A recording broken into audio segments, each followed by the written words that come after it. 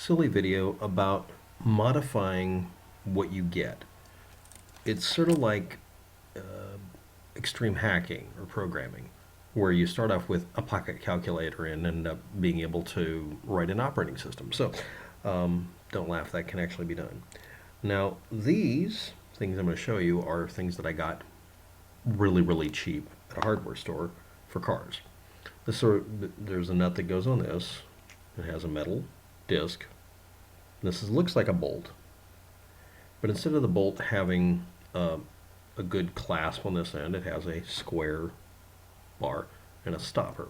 And it goes into a rubber stopper and gets stuck on it just enough that as you turn the nut on it, it will tighten these two towards each other and flatten it up. And in the middle here is usually another metal disc. I also acquired from the store later on wing nuts. Now this means that you can grab this, and as long as this thing jam fits into something with the wing nut on it, you can rotate this by hand.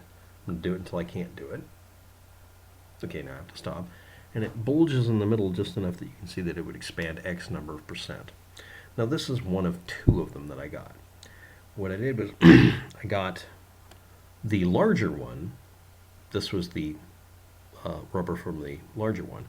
This one actually had the smaller one on it. Smaller rubber part. Other than that, it's the same thing. So this is what it looks like when you take the other one and put it on here. Yeah, this is something I made. Now this and this have washers that fit them underneath normally. What I did was I left the other washer underneath and then made this ring to fill it out to the same size out of a piece of aluminum. I could also do steel, but that would require I get a decent drill press and really work at it. This, all I had to do was just kind of twist some sandpaper into it. And obviously I've got the wing nut on it. Now the diameters of all these parts are just about close enough to work to fit into the end of a 1-inch, quote-unquote, 1-inch pipe, which is actually 1.3 inches on the outside and 1.05 inches on the inside, or around thereabouts. So there's the square nut, or square bolt thing. Anyway, on the end of it, I cut an edge into it. It's hard to see, sorry about that. That makes it to where it's beveled, so that if it's pressed in, it'll auto-center. Also, hit it really good with a center punch that's spring-loaded. And then that's what I ended up making to make it fit together. That squared off washer, square hole washer, was already part of it.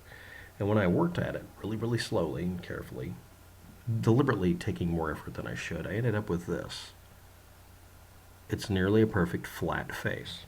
And I put a piece of tape on it to make it easier to pack around. And again, this is the cork from the other one. Goes like that. This goes here.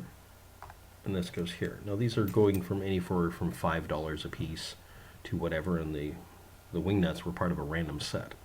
So I end up with this thing. This can be jammed into a 1-inch Schedule 40 pipe and plug the end of it without altering the pipe in any way. Except maybe you might want to sand the inside to make it towards a little bit more abrasive. And you put it in, and I was able to crank this using a measuring device called a caliper up to more than what was needed in just 2 rotations. So it gets stuck in a pipe. So you just do 1, 2, and that's about finger tight. That acts like a vise. It amplifies the mechanical strength of what you're doing, and force amplification, whatever, and makes it where you can get away with doing this weird, silly thing. Now, what is this good for? Well, if you're watching this channel, you know that this can be used for a lot of different things. This costs X number of dollars as a plug you would have for draining or plugging for wintertime a jacuzzi or hot tub or a pool. And these are available, or they're not in your area. It wasn't available in my area, and I wanted to have the fat face here because I wanted to make sure that I could have it go in and present an obstruction if I was trying to plug a pipe. This would be useful for making also a slightly pressure retaining thing, or just water. Also, yes, it could be used for making a pipe shotgun and have this act as a breech and be a completely innocent thing sitting on a shelf someplace. But the main thing I did this for, even though that's obviously one of the inspirations for it, was to see if I could make this out of what was available in the town I was in. Obviously, 2 pieces of metal pipe is something you can just find on the road, and literally the hardest one to find was the easiest, and the easiest one to find was harder. even in a lockdown. Now, why am I doing this video? Obviously, what I would do here is honestly just mill it properly, right? The way I milled this was to stick this into a drill and press it against a file to file the shape. And then I did it to the front, which makes it walk around way too much. And eventually got a metal file and just started sanding it. The use of the aluminum was because I don't have the ability to use bits that would do that kind of angle, because you kind of need a bit that's kind of basically half moon shape for reaming this weird shape. It was easier to do it with the aluminum. If I did it with steel, it would also be doable. Other alternatives to this would be to find a washer that's actually too big and weld between them and then sand that down. Or just start over and just use basically a really broad flanged countersunk screw to do the same thing, or buying the actual device that's supposed to be purchased, which has a perfectly flat surface. And you can have that shipped to your house or whatever. But I wanted to see what I could do to A-team or MacGyver something together here. And I wanted to see how effective it would be. And I have if I can get it, the other square shank based washer from the other one is right here. I'm keeping it on my key ring. That's the one from that one, because it's the same diameter. When I checked it, it's 0.81 inches, which is exactly the same size as the back end of a 12 gauge. It's supposed to be anyway, which is nice, but I said supposed to be. It doesn't look it. It doesn't look correct. Well, it's not the back end of a shotgun shell. This is the bore, or more accurately, the chamber size for a shotgun shell. The actual shell is much larger. But I had fun doing this. Hurt my arm in the process, probably. It's why my arm hurts, maybe.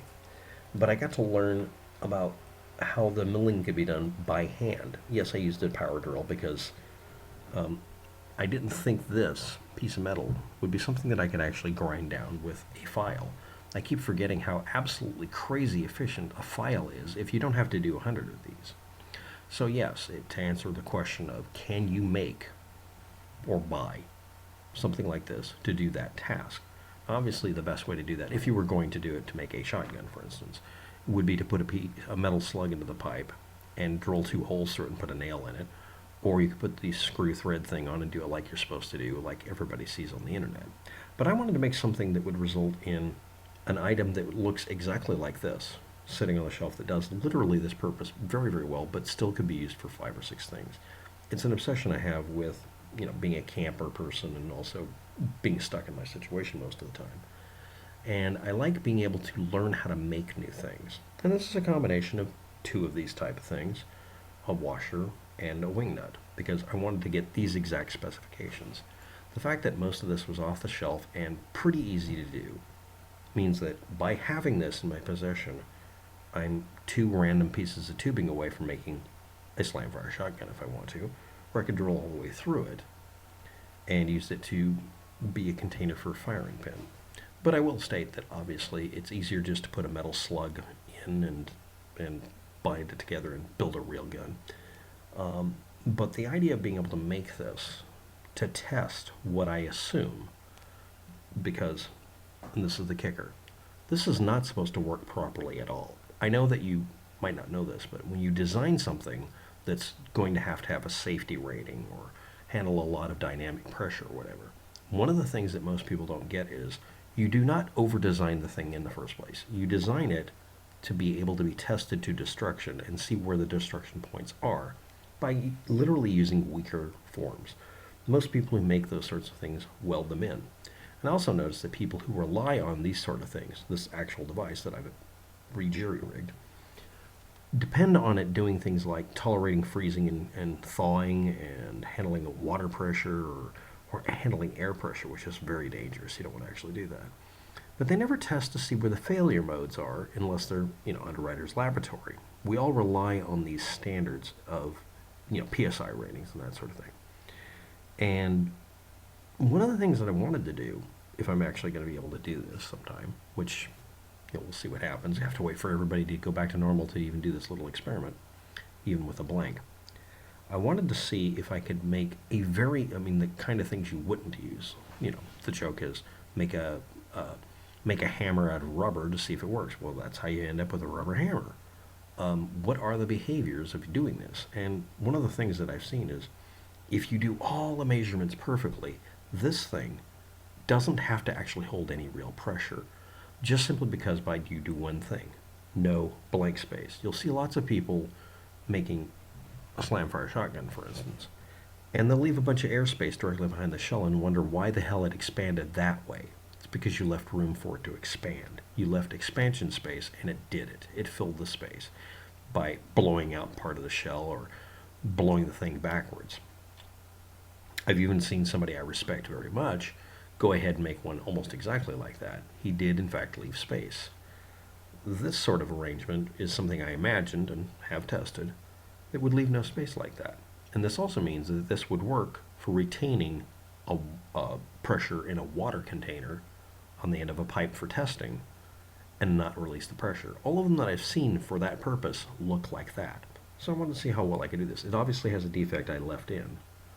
I could fix that with Loctite or something. But I wanted to see if I could build this at all. Obviously the ideal would be to make some specialized device for it, but some off-the-shelf parts, not even modified, and just sitting on a shelf someplace in a building, not even in the same room with the parts you have for a slam fire shotgun, or just there so you can use it to plug the test port for your air compressor. There is something just like that for doing almost every one of those things for air pressure, water, oil, hydraulics. There's a test plug or a fill plug like that. Most of them are threaded, but a lot of them are made like this, and I wanted to test this out. Otherwise I would just thread the pipe and screw in a plug. But I wanted to show everybody how I did it. And again, what I did was, and I'll open up this one, is I replaced the nut with this because I knew that I just had enough mechanical advantage that it might work. And I used the smaller one of the two of those. And on this thing, this is the one that I haven't altered, I ground it in at about a 45-degree angle and flattened this down as much as I could to where it would fit the same thickness as that washer. That's all I did. And it is nearly perfect.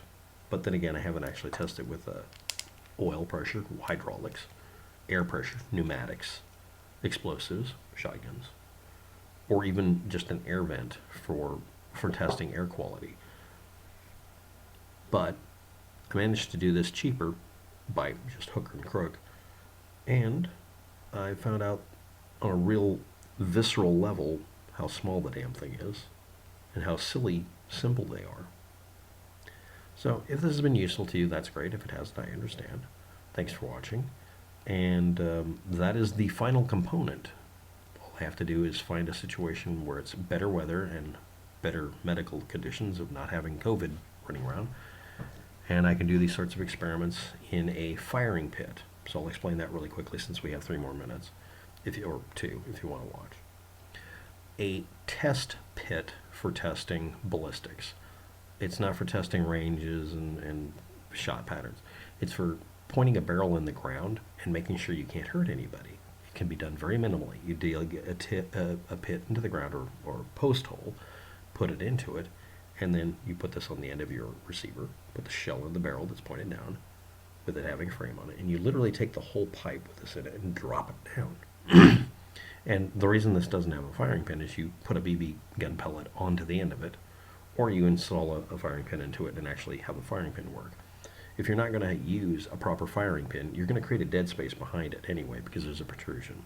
What you want to do is, if you're going to do that, just do a BB gun pellet, just do a flat plate. But if you do a firing pin, that eliminates all the air pressure that can release. That's a real gun way to do it. And again, you test for creating failure modes that you can test. What is the worst case scenario? Would this pop out? Or would it throw the whole receiver back? Or would it just sit there? Those are good questions. I know I think I know the answers, but you want to test, not trust what you're doing. You don't want to trust your own thinking. You want to trust what you test. Even that's a bad idea, but it's a better idea than assuming things, which is basically a simple way of saying what I did, which is don't let your ideas create an assumption. Thank you. Have a good day. Good luck with that.